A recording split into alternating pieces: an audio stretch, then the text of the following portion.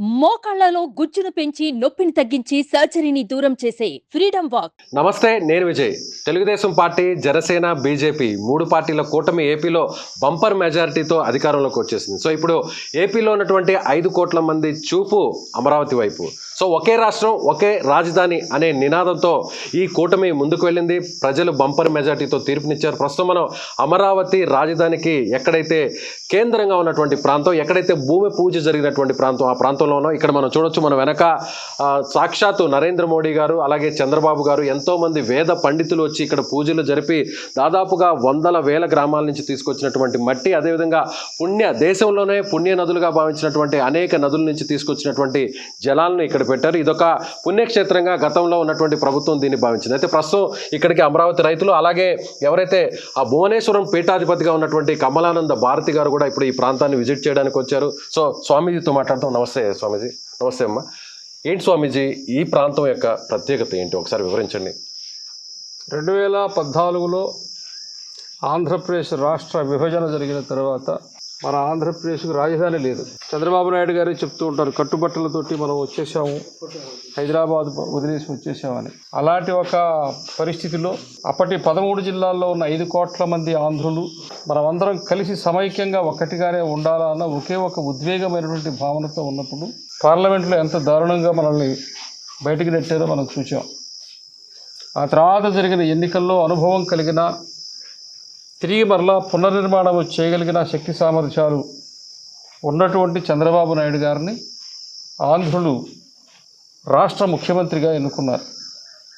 అప్పుడు కూడా ఇదే కూటమి, ఇదే పవన్ కళ్యాణ్ గారు కావచ్చు, ఇదే భారతీయ జనతా పార్టీ కావచ్చు, కలిసే ప్రభుత్వం ఏర్పాటు చేశారు. ప్రభుత్వంలో బీజేపీ భాగస్వామిగా కూడా ఉండింది. ఆ సమయంలో అప్పుడు చంద్రబాబు నాయుడు గారు మరలా ఈ రాష్ట్రంలో ఇంకొక విభజనవాదం రాకూడదని, మరలా మనకు ఒక విభజన మనస్తత్వం రాకూడదని, 23 జిల్లాలు కలిసి ఉండలేకపోయినా కనీసం 13 జిల్లాలు కలిసి ఉండాలని, ప్రతి గ్రామానికి సంబంధించినటువంటి ఒక నీరు మట్టి తీసుకువచ్చి భాగస్వామ్యం చేయాలి. ప్రతి గ్రామము, ప్రతి పంచాయతీ ఈ అమరావతి నగర నిర్మాణంలో భాగస్వామ్యం చేయాలి కోట్లాది మంది ఆంధ్రులని చెప్పి ఈ మన నీరు మన మట్టి మన అమరావతి అనే పిలుపుతో ఈ కార్యక్రమం పెట్టారు. మన నీరు మన మట్టి మన అమరావతి. ఈ కార్యక్రమం పెట్టిన తర్వాత 13,000 గ్రామ పంచాయతీల నుంచి ప్రతి దేవాలయము, ఆ గ్రామంలో ఉండే పుట్టమట్టి, అక్కడ ఉండేటువంటి నది కావచ్చు, వాగు కావచ్చు, చెరువు కావచ్చు, అక్కడి నుంచి నీటిని తీసుకొచ్చారు. ఈ పవిత్రమైన మట్టిని తీసుకొచ్చారు. ఈ మట్టి 13,000 గ్రామ పంచాయతీలని తీసుకొచ్చినటువంటి మట్టి ఇది. అదేవిధంగా ఆంధ్రప్రదేశ్ నుండి 171 ప్రముఖమైన దేవాలయాల నుంచి తీసుకొచ్చారు. అంటే ఏపీలో ఉన్నటువంటి అన్ని పుణ్యక్షేత్రాలు, అలాగే టెంపుల్స్లో ఉన్నటువంటి అన్ని దగ్గర తీసుకొచ్చారు. ఓకే. ప్రపంచంలో కల 80 పవిత్ర క్షేత్రాలు, అంతేకాకుండా మన భారత స్వాతంత్ర్యం కోసం పోరాడినటువంటి స్వాతంత్ర్య సమరయోధుల జన్మస్థలాల నుంచి ఈ మట్టిని తీసుకుంటే పుణ్యక్షేత్రాలే కాకుండా మన దేశం కోసం, స్వాతంత్రం కోసం ప్రాణాలు అర్పించినటువంటి, కేవలం దైవభక్తి కాదు, దేశభక్తి కూడా ఉంది. ఓకే. కాబట్టి దైవభక్తి, దేశభక్తి కలిసి ఈ అమరావతి నగర నిర్మాణం జరగాల అన్నటువంటి ఒక గొప్ప స్ఫూర్తితోటి ఈ కార్యక్రమం జరిగింది. ఇది ఒక భావోద్వేగానికి సంబంధించినది.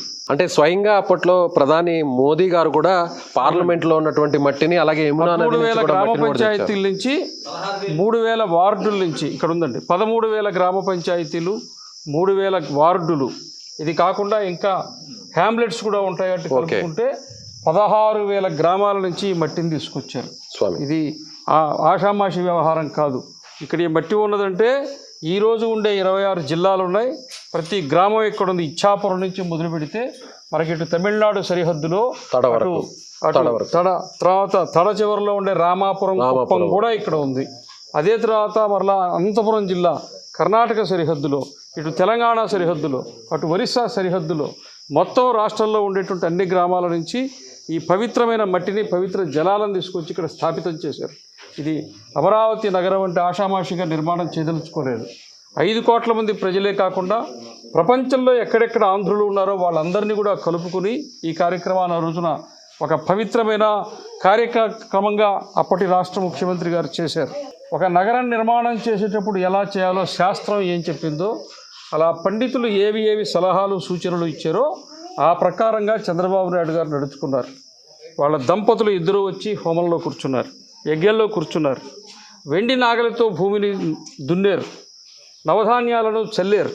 ఈ మట్టిని పవిత్ర నది జలాలని హెలికాప్టర్లో వెండి బిందెల్లో పెట్టుకుని ఈ మొత్తము సిఆర్డిఏ మొత్తం అమరావతి నిర్మాణం జరిగే ప్రాంతం అంతా ఈ 1000 ఎకరాల భూములంతా కూడా హెలికాప్టర్ ద్వారా మట్టిని నీళ్లను చల్లేరు. ఈ విధంగా అంటే ఇంత శాస్త్రోక్తంగా ఈ భారీ స్థాయిలో ఇంత పుణ్యకరంగా ఎక్కడైనా జరిగినటువంటి పరిస్థితులు ఉన్నాయా స్వామి ఇప్పటివరకు మీకు? ఇటీవల కాలంలో మన భారతదేశంలో ఈ రకమైన నగర నిర్మాణం జరగలేదు. ఒక ఛత్తీస్గఢ్ రాజధాని జరిగింది, అక్కడ వాళ్ళు ఎలా చేశారనే విషయం మనకు తెలియదు, రాయ్పూర్. కాబట్టి ఒక అమరావతి మాత్రము శాస్త్రోక్తంగా సనాతన ధర్మాన్ని అనుసరించి వైదికంగా ఏది చెబితే అది చంద్రబాబు నాయుడు గారు ఆచరించారు. నేను రాజకీయంగా చెప్పాల్సిన అవసరం నాకు లేదు, ఆయన ఆచరించాడు, ఆయన పేరు చెప్తున్నాం. ఆ రకంగా చేసిన తర్వాతనే ఆ తర్వాత జరిగిన సంగతి కూడా చెప్తున్నాను, వీళ్ళే సాక్ష్యం. 2019లో ఎప్పుడైతే అమరావతి ఇక్కడ ఉండదని ప్రభుత్వం చెప్పిందో, చెప్పిన వారం రోజులకే తుళ్ళూరులో మేము అక్కడ కళ్యాణ మంటపంలో సదస్సు ఏర్పాటు చేసాం. ఆ సదస్సు ఏర్పాటు చేసి ఇక్కడ నుంచి మళ్ళా మరుసటి రోజులు ఇక్కడ మన డీజీపీ ఆఫీస్ పక్కన కన్వెన్షన్ హాల్లో రైతులకు సంబంధించిన జేఏసీ ప్రకటించాం. జేఏసీ మేము 40 కార్లలో ఇక్కడికి వచ్చి ఇక్కడ పూజ చేసాం. ఇక్కడి నుంచే ఉద్యమాన్ని ప్రారంభించాం. ఆ కార్యక్రమంలో నేను ఉన్నాను. ఆ రోజు నేను చెప్పాను, 13,000 గ్రామాల గ్రామదేవతల సాక్షిగా, గ్రామదేవతల ఆదిపరాశక్తి సాక్షిగా ఇక్కడి నుంచి అమరావతి నుంచి ఈ రాష్ట్ర ప్రభుత్వం కనీసం ఇటుకను కూడా కదిలించలేదు. యావత్ ఆంధ్రదేశం మొత్తం ఆంధ్రప్రదేశ్ ఈ రోజున మేనిఫెస్టోలను పెట్టబడిన అమరావతి ఇక్కడే ఉంటుందని, ఈ రోజున అమరావతి ఇక్కడ నిర్మాణం అవుతుందని చెప్పి మొత్తం ప్రజలందరూ కూడా 26 జిల్లాల్లో ఉండే మొత్తము అన్ని నియోజకవర్గాలకు చెందిన సమాజం ఒకే నిర్ణయం తీసుకున్నారు. ఆంధ్రప్రదేశ్ ఒక్కటిగానే ఉంటుంది, అమరావతి ఒక్కటే ఉంటుందని ఒక సంకేతము, ఒక సందేశము ఈ ఎన్నికల ఫలితాల ద్వారా మనకు వచ్చింది. కాబట్టి ఇది అత్యంత వేగంగా అమరావతి నగర నిర్మాణం జరగాలి. మరలా ఎన్నికల నాటికి ప్రపంచం ముందు అమరావతి పూర్తి స్థాయిలో కనిపించాలి. మిగతా రాష్ట్రాల్లో డబుల్ ఇంజిన్ సర్కార్ నడుస్తుంది, ఆంధ్రప్రదేశ్లో ట్రిపుల్ ఇంజిన్ సర్కారు జరగాలి. అమరావతి పరిగెత్తాలా, ఆంధ్రప్రదేశ్ పరిగెత్తాలా, భారతదేశం పరిగెత్తాలా, అన్నీ ఒకేసారిగా అభివృద్ధి చెందాలని చెప్పి మేము భావిస్తున్నాం. ఈరోజు మాకు అది చాలా ఆనందంగా ఉంది. ఆంధ్రప్రదేశ్ రాజధాని భారతదేశంలో అగ్రగణ్యమైనదిగా ఉండాలా, అన్నింటికీ ఆదర్శంగా ఉండాలా, అందరూ ప్రపంచంలో ఎవరైనా మెచ్చుకునే విధంగా ఉండాలా, అటువంటి రాజధాని ఇక్కడ రాబోతున్నది. దానికి మేము స్వాగతం పలుకుతున్నాం. ఒక్కసారి అక్కడ మోడీ గారు ఎక్కడ శంకుస్థాపన చేశారో ఒక్కసారి ఆ పలకాన్ని కూడా చూసి అక్కడి నుంచి వెళ్దాం. ఇదిగో చూడండి, రైట్, ఇదండి చూడండి, ఇక్కడ మోడీ గారు చంద్రబాబు నాయుడు గారు శిలాఫలకం వేసినటువంటి అమరావతి రాజధానిగా శిలాఫలకం వేసినటువంటి శిలాఫలకాలు ఇవే. నరేంద్ర మోడీ గారు, అలాగే చంద్రబాబు గారు, అప్పటి గవర్నర్ నరసింహన్ గారు ఉన్నారు. స్వామీజీ గారు ఏమంటారు? ఇప్పుడు చూస్తుంటే ఇవి ఎలా అనిపిస్తుంది? ఇది ఆంగ్ల భాషలో ఉంది, అది తెలుగులోకి వస్తున్నాం. రైట్ స్వామి. అయితే ఆంగ్ల భాషలో ఉన్నదేమో అందరికి కనపడుతున్నది, మన ఆంధ్ర భాషలో ఉన్నది మాత్రం అసలు మొత్తం రంగు కూడా వెలిసిపోయింది. ఈ నగర నిర్మాణం ఏ గతి పట్టిందో, ఇదిగో దీని మీద ఉండేటువంటి ఈ పేర్లు కావచ్చు, ఇది కూడా అదే గతి పట్టింది. కాబట్టి ఇదిగోండి, భారత పైన ఉన్నది అమరావతి ప్రజా రాజధాని. దీని పేరే అమరావతి ప్రజా రాజధాని అని పెట్టారు. అది అయిన తర్వాత నరేంద్ర మోడీ గారు, నరసింహన్ గారు, నారా చంద్రబాబు నాయుడు గారు ఈ రకంగా అందరూ పాల్గొని ఒక గొప్ప కార్యక్రమాన్ని ఇక్కడ చేశారు. నేను ఆంధ్రప్రదేశ్కి వచ్చి ఇక్కడ మన ఆంధ్రాలో జిల్లాల్లో గ్రామాలకు వెళితే, అయ్యా మీరు ఎక్కడి నుంచి వచ్చారంటే హైదరాబాద్ అని చెప్తే మౌనంగా కళ్ళల్లో నీళ్లు పెట్టుకున్నాడు. మీరు హైదరాబాద్ మాకేం సంబంధం, మమ్మల్ని పంపించేశారు కదా అని దుఃఖంతో ఉండేటువంటి వాళ్ళు ఇక్కడ మన ప్రజలు. కాబట్టి ఆ తర్వాత నేను హైదరాబాద్ నుంచి ఇప్పుడు ఇక్కడ గన్నవరం భువనేశ్వరి పీఠానికి వచ్చి ఇక్కడే ఉంటూ ఉన్నాను. ఇక్కడ 29 గ్రామాల్లో ఉండే ప్రతి గ్రామానికి నేను వెళ్ళాను, రథయాత్ర చేశాను. ప్రతి గ్రామంలో ఈ శంకుస్థాపనకు ముందే ఇక్కడ రైతులు ఎవరు భూములు ఇచ్చారో, ఏ కులాల వాళ్ళు ఉన్నారో, నేను క్రైస్తవుల ఇంటికి వెళ్ళాను, ముస్లింల ఇంటికి వెళ్ళాను, లేదా దళితుల ఇంటికి వెళ్ళాను. వాళ్ళందరి ఇళ్లల్లో నేను భోజనం చేశాను. ఈ రాజధానికి భూములు ఇచ్చారు గొప్పవాళ్ళన్న ఉద్దేశంతో. ఎన్ని కష్టాలు పెట్టారయ్యా వాళ్ళని, ఎన్ని కష్టాలు, ఎన్ని కేసులు, ఎన్ని అవమానాలు, ఎన్ని దుఃఖాలు, ఇవన్నీ కట్టి కుడుపుతాయి. ఎక్కడివో కట్టి కుడుపుతాయి. ఆడవాళ్ళని, మహిళల్ని రాత్రి లేదు పగలు లేదు ఎన్ని రకాల హింస పెట్టారు. ఇవన్నీ తిరిగి మరలా అనుభవించాల్సిందే. ద్రౌపదికి కృష్ణుడు చెప్తాడు ఒక మాట ఏంటంటే, అమ్మా నువ్వు ఏడవాల్సిన సమయం అయిపోయింది, ఇక ఆ శిబిరంలో ఏడుపులు ప్రారంభం అవుతాయని చెప్పి రాయబారానికి పోయే ముందే ద్రౌపదికి కృష్ణ పరమాత్ముడు చెప్పి వెళ్తాడు, ఇక ఏడుపులు ఆపు, ఇక శిబిరం అటు. ఆ శిబిరంలో ఏడుపులు ప్రారంభమవుతాయి, వాళ్ళు ఏడుస్తుంటే చూడు అని చెప్పి కృష్ణుడు రాయబారానికి పోతాడు. ఈరోజు అదే పరిస్థితి నేను చూడబోతున్నాను. స్వామి ఈ ప్రాంతం ఏంటి అసలు? అంటే జనరల్గా ఇక్కడే హోమం జరిగింది, సుదర్శన యాగం జరిగింది అంటున్నారు. అప్పుడు చంద్రబాబు గారు, వారి సతీమణి భువనేశ్వర్ గారు, అలాగే ప్రధానమంత్రి నరేంద్ర మోదీ గారు కూడా ఇక్కడికే వచ్చారా?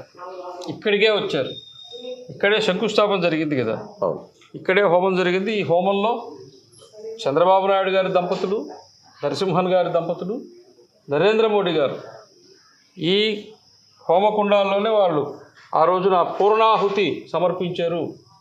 వారి పూర్ణాహుతితో ఇక్కడ యజ్ఞం పూర్తయింది.